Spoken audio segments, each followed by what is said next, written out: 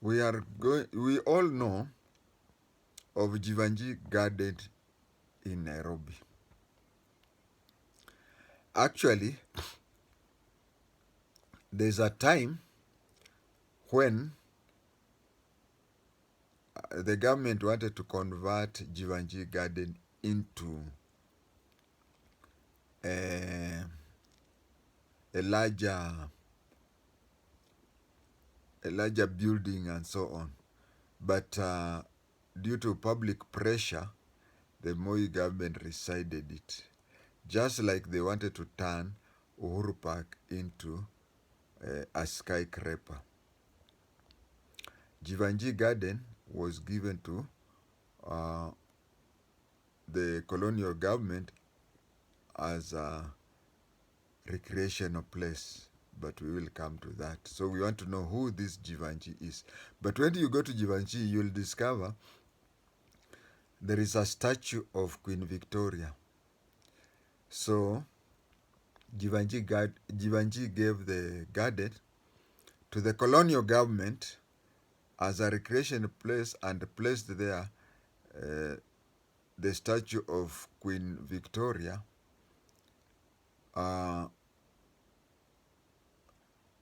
so as people to stay there. But if you ask me, these billionaires, when they are philanthropists, usually there is something behind it. You see, he made a lot of money and only gave that a small plot. But it is good, at least within the CBD, we have a recreational center. This is his story. He was born in 1856 in the place nowadays called Punjabi. And he died on 2nd May 1936. I hope today you read the newspaper called the Standard, isn't it? He's the founder of that newspaper. But I'll come to that later. He was, as I said, he was born in Karachi, Bombay, and his father was a Mkokoteni man. By a Mkokoteni man, I mean the father used to push a cart using a horse.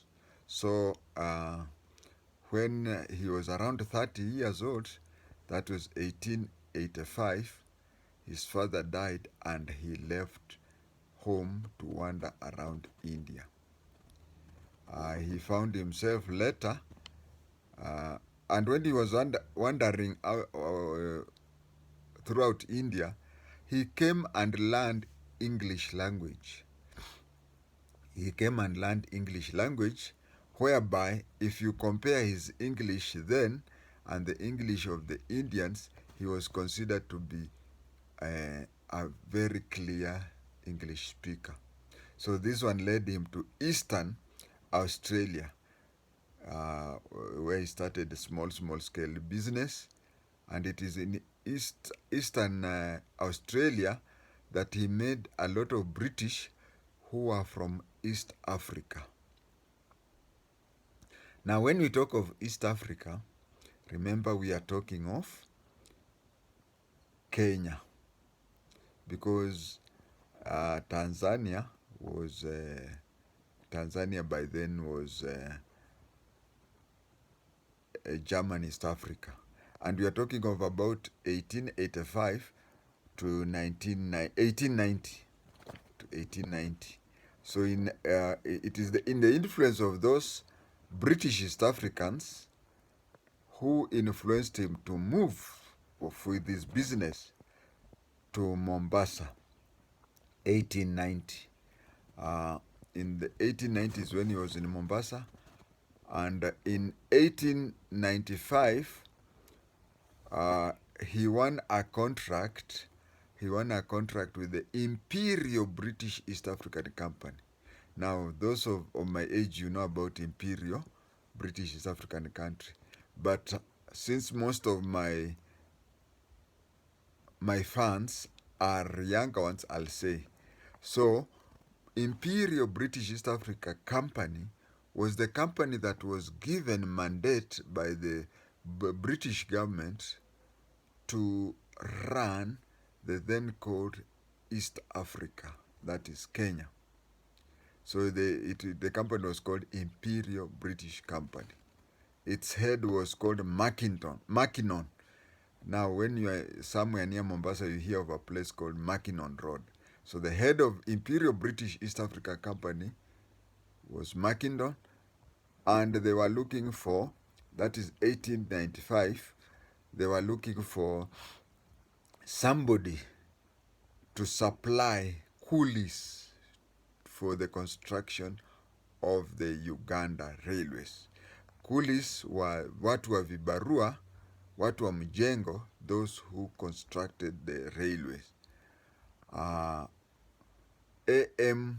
Jevanjee, as he was known, but his name was Alibai Mullah Jevanjee. His company won the tender to supply Indians as coolies, as people who would construct the road. He went back to Punjabi, where he looked for Sikhs, Makalasinga, Hindus, those who practice Hinduism, and Muslims. We have Indians who are Muslims, like my teacher. No, Malkiat Singh was a Singh, yeah. But we had many teachers in Nairobi Technical who were Muslims. So he went to Punjab, came back with the Sikhs, he came back with the Hindus. Sikhs and Hindus, the difference is that the Sikhs put on the turban. Hindus have a red thing on their forehead, and Muslims. So he came back with them. He came back with skilled labor. He came back with artisan. He came back with so many people. And he owned steamships. So he used his steamship to bring. Now, you know, we know of Kenyans who have hiring companies, especially when it comes to hiring people to go and do manual jobs in the Gulf. Nasikia kuna ma-agents. Now you know who was the first agent. By 19, he came to Kenya. By then he came to East Africa, British East Africa in 1890. In 10 years' time, that is 1900, at the turn of the century, he was a leading property owner in both Nairobi and Mombasa, especially Mombasa. And then in 1991, he bought a plot and called it India Bazaar. India Bazaar. We have Biashara Street. It was one time called Bazaar Street. So when he went there, Indians were doing a lot of business. Now Wazungu were not happy. That is when the Wazungu later came and bought also a plot and made it a bazaar. Then in 1904, he started the Jevanjee Market. He did so well, and you know, business is business. Business is such that it is only people in Keroka who buy things from people from Keroka. Otherwise, other people, even today, you buy things from somebody who is good for you.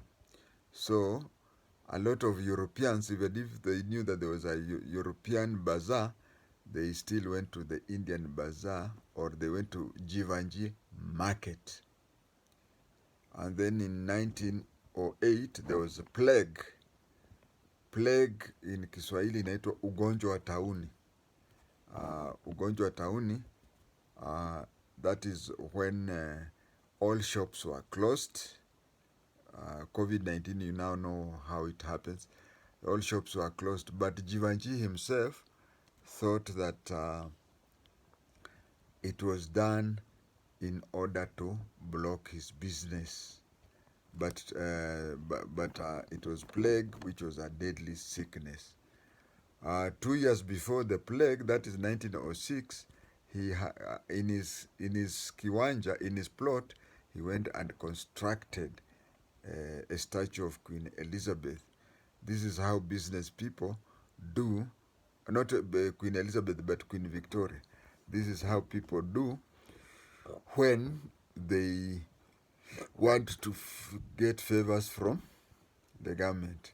So in 1906, he took a plot of his, had a very good artisan make a statue of Queen Elizabeth, and decided that that plot would be Jevanjee Garden, and it would be a recreational center. As I've said, Moi government wanted to convert it, but it was said he had already given it free, and there's no there's no way the government can convert it into anything else apart from a recreational facility. Earlier on, I can't remember when, he started a newspaper which he called it African Standard. The African Standard was published once a week. It was published once a week. And in 1905, some Europeans came up and bought it from him and renamed it East African Standard. That is why you find the Standard today, they say that it was founded in 1905. It was not founded in 1905. It was founded earlier on, but it is in 1905 that some Europeans bought it from Jevanjee and renamed it East Africa Standard. You remember that time, Kenya used to be called British East Africa. So they called it East African Standard. Those of you who have followed the history of Standard, there are times like it usually changes names. It can change its name from Standard, it goes to East African Standard, up to the Standard, and so on and so forth. I'll have to check today's paper to see what it is now called. So in 1910, it was converted into a daily. That was in 1910. That is how the Standard newspaper, also known as the East African Standard, started. Some years back, it was started by Mullah Jevanjee, and then in 1905 he sold it to some Europeans who converted into East African Standard, but still continued publishing it weekly. Then in 1910 it became a daily up to today. Then on 2nd May 1936, Jevanjee went to his Maker.